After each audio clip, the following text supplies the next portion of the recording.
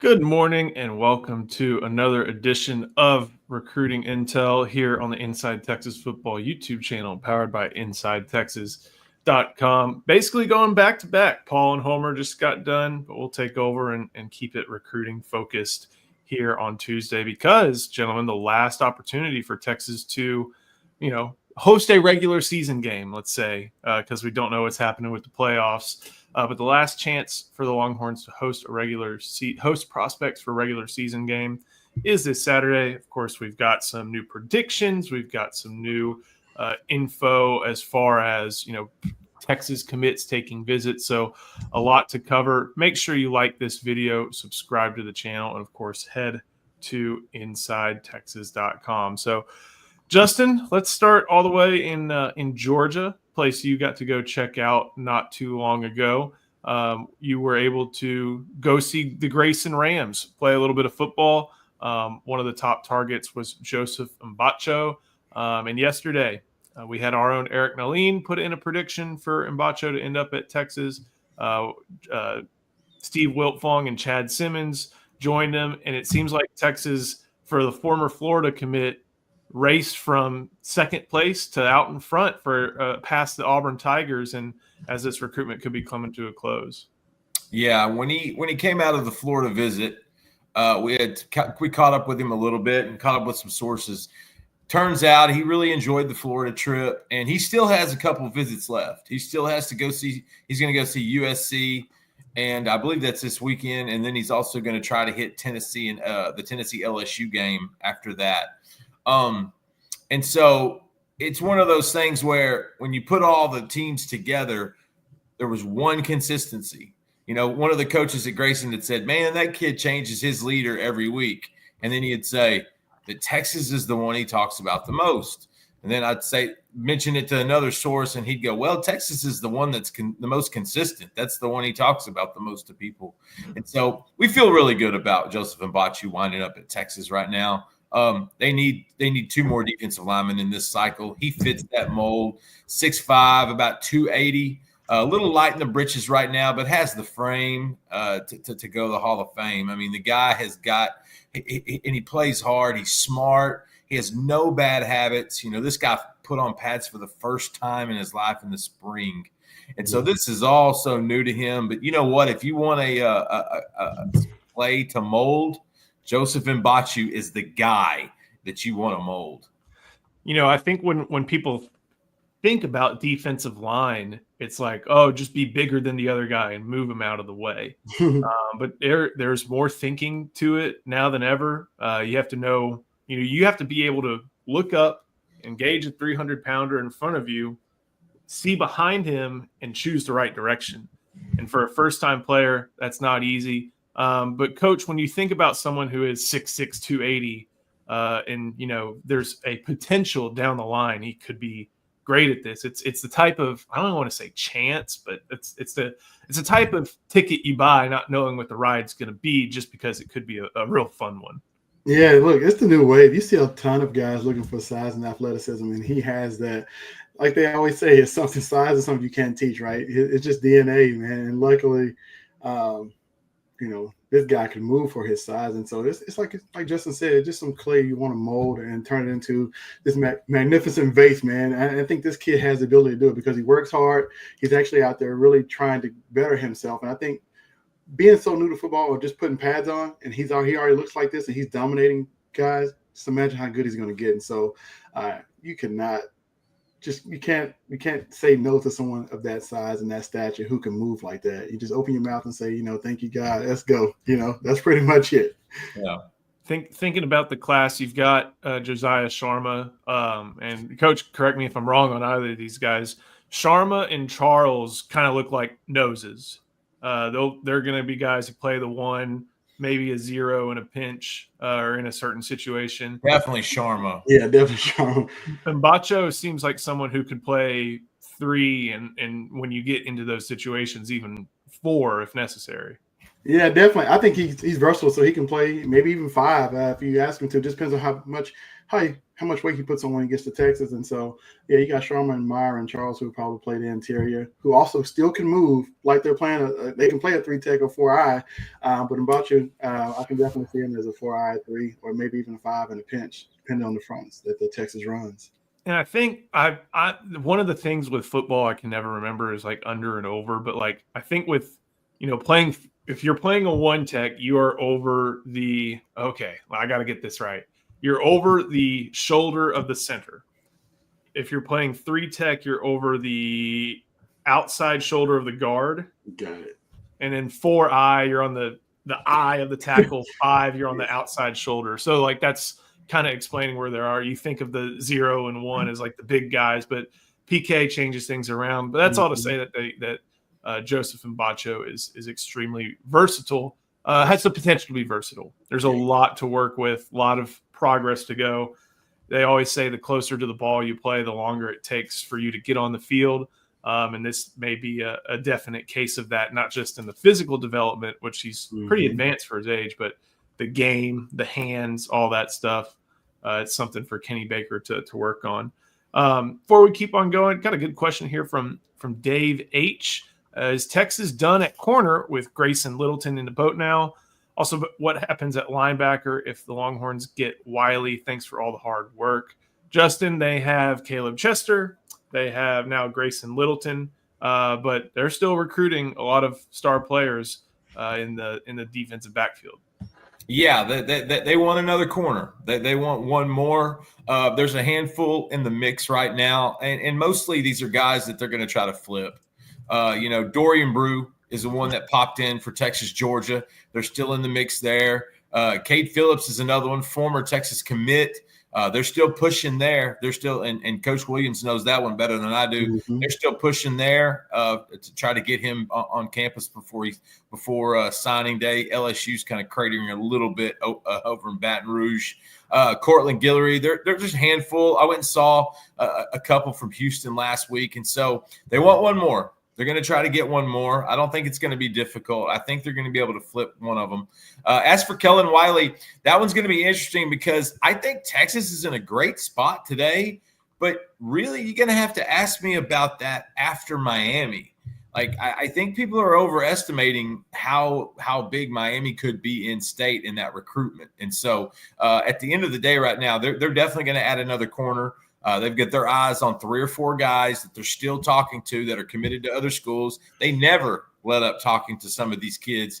And as for Wiley, let's wait until he gets out of Coral Gables because the in-state Florida pool it's stronger when you get closer to signing day because that's proximity. That's staying closer to home. That's mom and dad getting a little bit more involved as well. And so let's see what Wiley says after the Miami trip.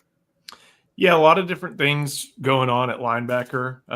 You have Elijah Barnes, who I think one of the things that we've really noted on Inside Texas, and Charlie, you have really well, he has skyrocketed in the rankings. Like he was in the 100-ish range to he's in the conversation for earning a 5th star. Maybe a little bit tough now that Skyline season is over. But that's someone who, he is in the rankings in the 30s and has played really well. They have Jonathan Cunningham, who's we were just talking about this off air, a powerhouse North Crowley team.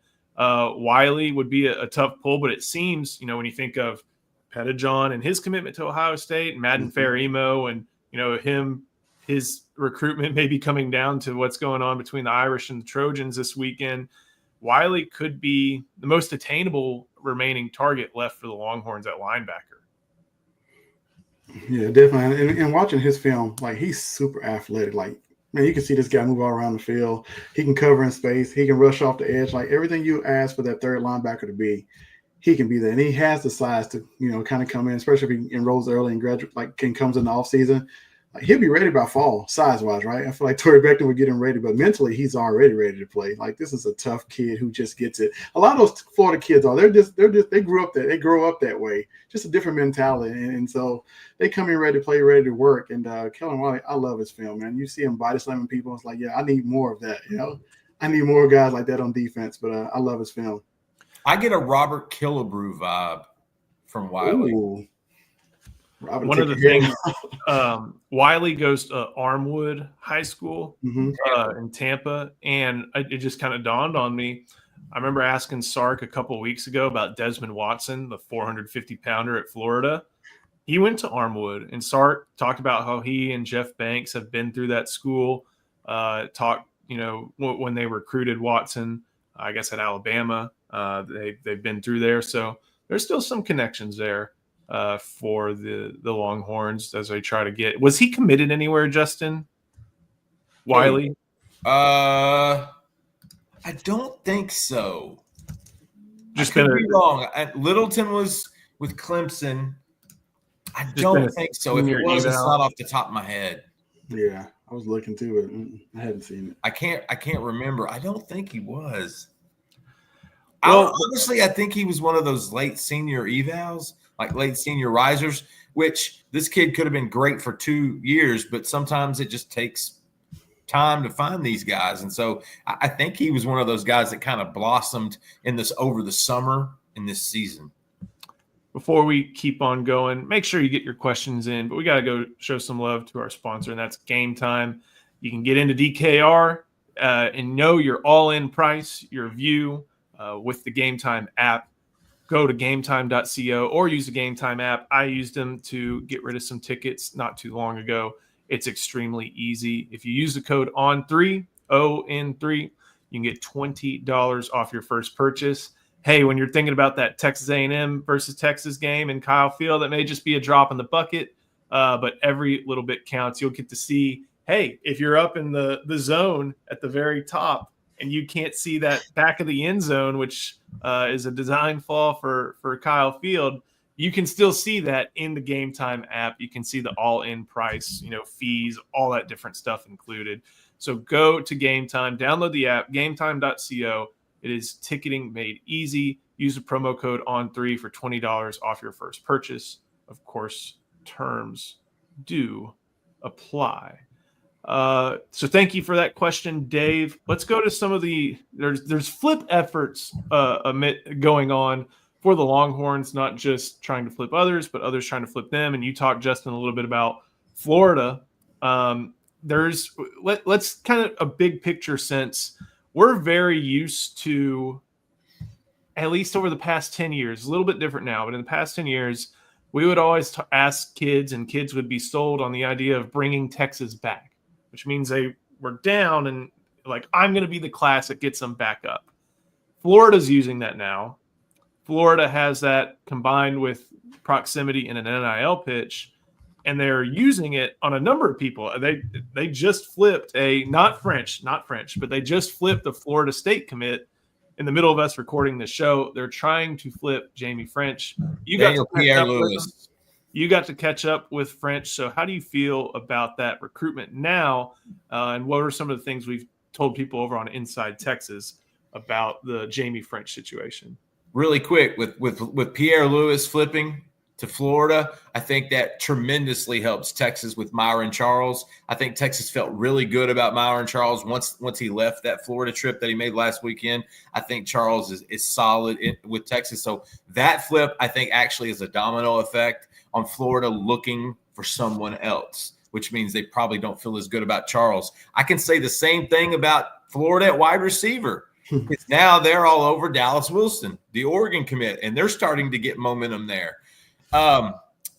Jamie, I talked to Jamie actually twice after that trip to Florida. And the biggest thing the takeaway from there was, I'd asked him, what is really, what are you thinking? He goes, well, it's closer to home. And my teammate, Trammell Jones, flipped there. And I've got some 7-on-7 guys there. And then he'd say, but something doesn't feel right. Something feels off. And I noticed the last 48 hours, the further away he's gotten from that trip to Gainesville, the less momentum and smoke has become around him flipping. That's not to say that's done. Florida made a very, very convincing pitch to Jamie French, and it's certainly something that him and his family are talking about at this moment. But honestly, the further away we get from that trip and he doesn't flip, the better I feel. And we talked about this even before he did it. The out-of-state commits, when it comes to November, you better hold on loosely because these guys, that's when the in-state powers start to try to tug on mom and dad, stay close to home.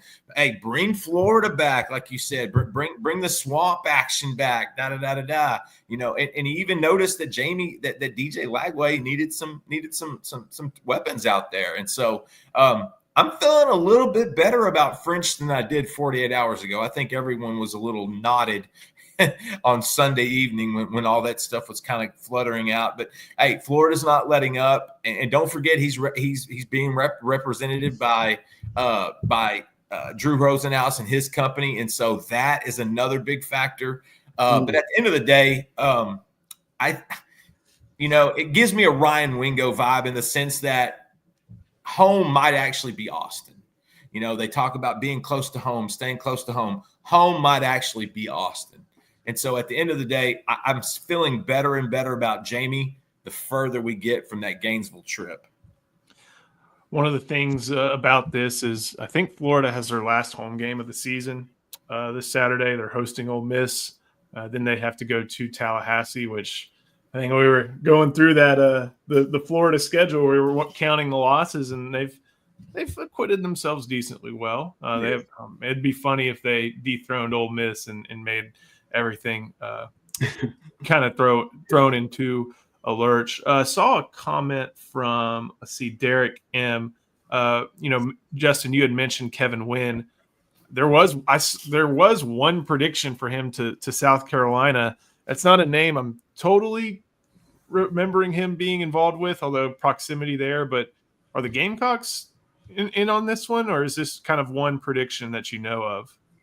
No, actually, if you'll go back and read when I went and saw him a couple weeks ago, South Carolina was the team that I thought, you know what, they have a good sales pitch and they actually have his attention. Remember, he sounded like Florida State could be the spot. You know, he didn't feel like he had to decommit, but you just knew the situations going around Tallahassee that could be the case. And so with Wynn, I think it's buying in on they have probably the best defensive line in the SEC this year. And I think Wynn is very intrigued by that. Plus, it's not as far away from home as some of these other places, some of these other schools. And so Kevin Wynn, if Shane Beamer brought out, Chef Ramsay, and if they went to town talking about cooking and bacon and grilling and all these things, he's going to South Carolina. Whoever sells this kid the most on culinary experience in college is going to get this kid's signature. I would not be surprised if it's South Carolina, just because they have some good momentum. They've played well. They might be 10 points away from an 8-2 season, 9-1 type season. Give them credit right now. And so I wouldn't be surprised if they're trending. And remember, before I went to Georgia, USC was the one that was trending. But when I left, I said, this kid does not seem like he will ever go back to LA. I mean, it sounded good. I know Texas liked him, but it didn't sound like he was going to make that return trip. It was South Carolina, to me, was going to be the one that threatened FSU. I still feel like they're the ones that are going to threaten FSU. Let's go into one more. We're hitting Florida pretty hard. I got a good question here from Rich Money Cash 1. Seems like things have gone quiet on Hilson. Seemed like a lock a month ago. I think he's taken a couple visits, and you can feel as confident as you'd like in this current era. But Coach, you got to just keep recruiting these guys because they're going to experience everything. You have to make sure they experience everything from your program. Yeah, look, we got a signing day with a little over 2 weeks away from now, December 4th. Man, it's coming. So. Everybody's pulling out all the stops, trying to get these kids. They're trying to lean on those relationships you're built. Mom, dad, uncle, coach, whoever has contact with that kid has the most influence. They're working that angle as much as they can. And so you just got to kind of keep recruiting, right? And keep winning on the field too. Continue to show, hey, everything you're telling this kid, this is how we're going to use you. This is how we perform. This is how we build you up and develop you. Continue to do that on the field, but off the field, man, just continue to recruit. That's the only thing you can do at this point. A kid's going to pick a school come December 4th. You just hope you're the team that he picks and just try to do your best. That's the only thing you really can do at the end of the day. everybody's trying some of the same angles, and you just got to make sure you got the best pitch, honestly. One of the good questions here, Justin, from David Rawls. Do you think there will be some surprise or quiet visitors this weekend? And I'm thinking back to Will Gallagher, our photographer. You see a lot of great pictures he posts on Inside Texas. He did some recruiting reporting for what game was that? Texas, Georgia. The Georgia game. Saw Dorian Brew there on the sidelines. And hey, that's evidence he's there. We were able to report that thanks to Will. Justin, we may not be able to name all names, but this is a staff that works diligently, and they're trying to get anybody they can to come in at this last home opportunity that they know they have. David, excellent question. Thank you for being a loyal viewer. We appreciate it. Excellent question. Both. They will be quiet. And they will be surprises. There will be surprises. There are a number of people that are expected on campus this weekend. And I can't emphasize this enough. When kids are committed to other schools and it leaks out that they could be potentially visiting a in-state school or a rival or an in-conference school or whatever, their lives become hell because the other school beats them completely down, and they wind up hating the process. There were a number of these guys that were coming in for the Texas-Georgia game, and when it got out that they were doing that, their committed schools beat them down. And you might think, well, if they did that, why would they stay committed? Because they committed to them early for a reason. They stayed committed to them for a reason. They're locked into them for a reason. These kids are trying to make the best decisions they can as 17 and 18-year-olds. So I'm going to tell you again, like I told the people at Inside Texas the last few days, the more quiet some of these guys, listen, the news is going to get out. Once they get on campus, buddy, everyone's going to see them. We're going to report it. We're going to let everyone know the scope of this class and who's going to be there. I'm going to be there this weekend. So I'm telling you, people are going to know it. But the sooner these names get out, and I'll give you an example, Michael Fasusi, Oklahoma has 4 days to talk him out of this now. If this were to leak, say Thursday evening, Thursday night, I would have thought, man, that dude, there is no change. That dude is definitely coming. We knew this was happening last weekend. But since stuff comes out, you're essentially giving the rival the playbook. Hey, guess what? This guy's coming in. So you got 72 hours to completely shut it down. And they've done that before. They did that to prospects against Texas and Georgia. They will do that even more so with Texas and Kentucky.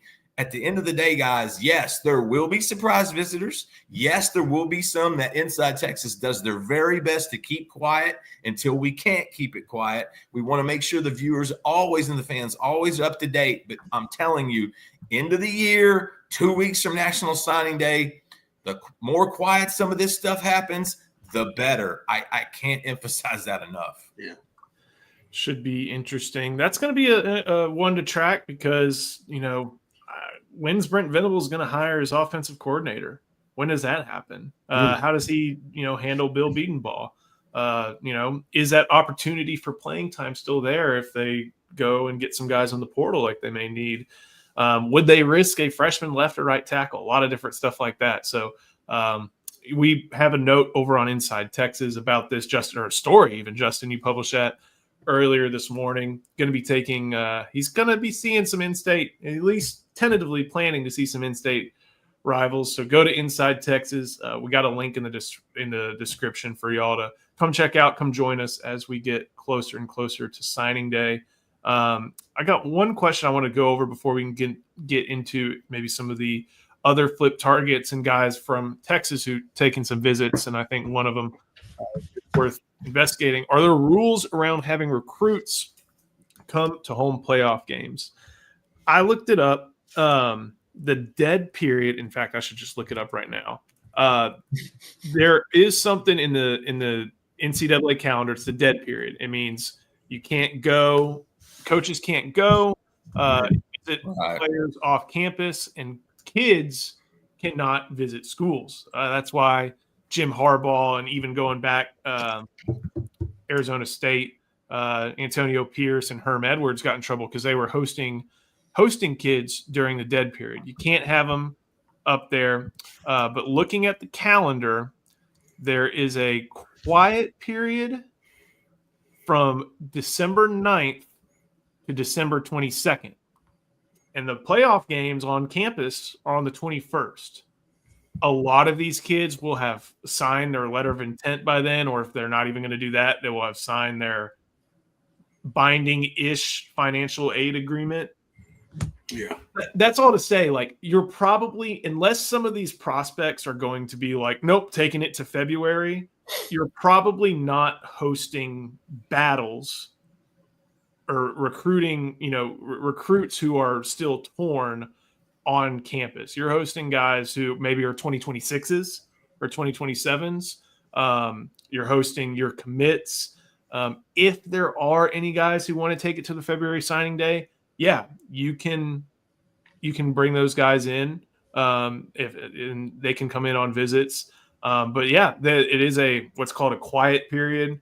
Coach, I know you're beaten down with all these different terms during some NCAA certification and stuff like that. But long story short, they're able to go. It's probably just an opportunity to bring the 2025s in that are already signed, but it could be a big opportunity for 26s and 27s to get those players on campus. Rest, I mean, I'll look. The dead period from then on is December 23rd through January 5th. So basically, like, there's a little opportunity for them to visit throughout the month of January. But then, February is locked down, and then March, we're talking 26s and junior days and stuff like that. Coach, I'm going to throw this one your way. Is there any effect from Fasusi on turn time? Like, would bringing one in preclude Texas from bringing, the guy in the next class in? Take this where you want to go with it. Look, I don't think whoever you recruit, the class before turn time is going to matter. Like, he's so self-confident, sure of himself. Like, it doesn't matter who you recruit. That kid can go on any campus and be ready to play. I think he's probably the best offensive lineman, of 2026. Physically and mentally, right? So nothing phases him. I don't think they would affect him whatsoever. Texas already has guys committed, right? He still likes Texas, so we're bringing in one more guy is not going to affect him. It's all about competition for him. He wants to compete against the best, so whoever you bring in wouldn't affect him whatsoever.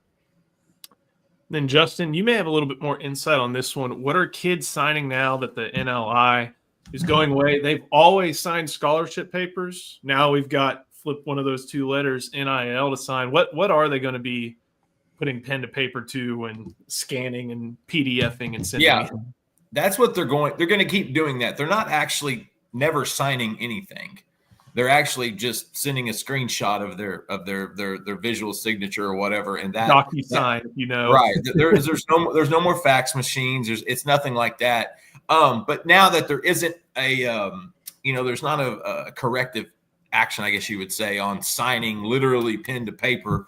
You have to sign stuff to get enrolled in a college like that. That's you can't do that through the internet. That's what they'll sign. But I think even in the ceremony, they're going to appear to sign something, because when you see recruits doing that, they're not actually signing papers to go to college. They're signing blank sheets of paper to make it look like they're signing to join this school or this class or whatnot. They're not actually signing those pieces of paper. If anything, those things should have already been turned in before they're at that table doing all that. So I think you're still going to see the standard signing kind of stuff, but it's going to be the same as scribbling on my son's second grade math test. Like, it doesn't make anything valid. What makes it valid is when that kid arrives on campus, he qualifies to get into the university. He signs his paperwork. He signs his lease to get into the dorm.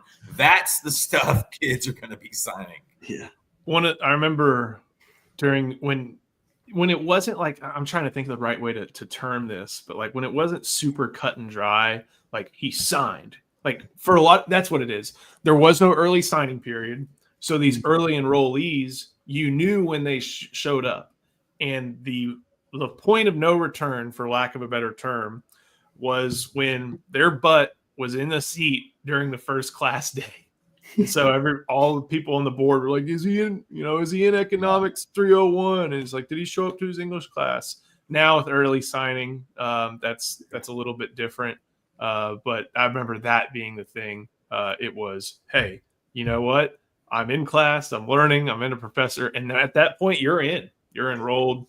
But a lot has changed since then. Unless your name was Brew McCoy and you took you were in 4 separate classes, and then it opened Pandora's box that will never be closed. It's so funny that a lot of recruiting reporters know the academic calendar dates for each, like the 12th class day, when the semester starts. Final cutoff. Yeah.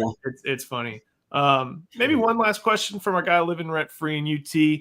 Is Kellen Wiley, and this is a guy, he brings up a guy we forgot to mention, honestly. Is Kellen Wiley currently higher on the board than Nathaniel Owusu-Boateng? Heard it's between Michigan and Texas with him, and Notre Dame is out. Justin? I believe Wiley is higher. I actually do. I believe that's one reason they brought him in sooner.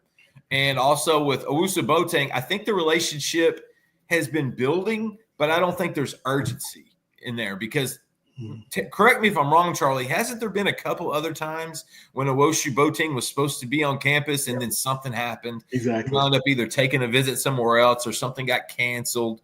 Look, just watch Michigan with him because Michigan feels really, really confident with Owusu-Boateng. I think Texas is just being thorough, really. If they miss on Wiley for whatever reason, if they can't flip Pettijohn, if they can't get Madden Ferriemo back on campus soon, I think they're just doing their due diligence because they like that kid. He's a good prospect. He really is.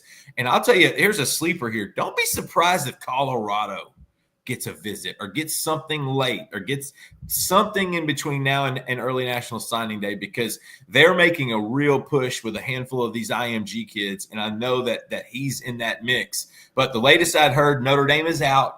They've moved on, which kind of tells me maybe they feel more confident with getting Ferriemo. They felt like kind of the soft leader since last summer, to be honest with you. And so to try to summarize that, I think Boateng is still on the board, but I do think they view Wiley a little bit better and almost a little more gettable. I think so. Gentlemen, anything else? Got a good 33 minutes in on recruiting. This is a great week to come check out Inside Texas. Again, the last visit weekend, getting primed for signing day being around the corner. It's going to come in early. Looking at my calendar, it is December 4th. Remember, it's a signing window, not a day. So they have a couple days to do it. So come over to Inside Texas. Oh my gosh, what actually happened with Brew? Okay. Rich Money Cash 1.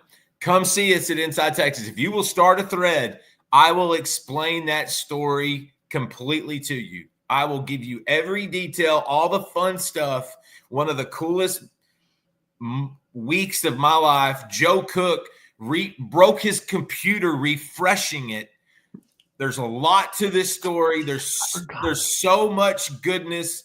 And I don't even have enough time on this live on YouTube to encapsulate this. I might write a book one day. I'm not joking with you. We were so up from early on that one. We were watching that one for over a week. A lot of fun there. Rich Money Cash. We got it. We're running a promo right now. Come see us at InsideTexas.com. If you'll use the program IT1, that will get you. We'll get you the goods, man. Come see us, Rich Money, and I will break it down for you because that is a long story, but buddy, it's a good one. One tidbit from that story, when the way we heard about that possibly being a thing came from the basketball world. That is the first detail that started the ball rolling downhill. It wasn't like high school football coaches or UT football sources. It came from the basketball world, and that kind of tells you how wild of a journey that is for the current Tennessee Volunteer wide receiver. So, like Justin said, come to InsideTexas.com. get involved. This is a great time to join with signing day around the corner. Of course, we've got the stretch run of the season, and we're going to be covering it here on the Inside Texas Football YouTube channel as well. So thank you so much. We'll see you next time on the Inside Texas Football YouTube channel, powered by InsideTexas.com.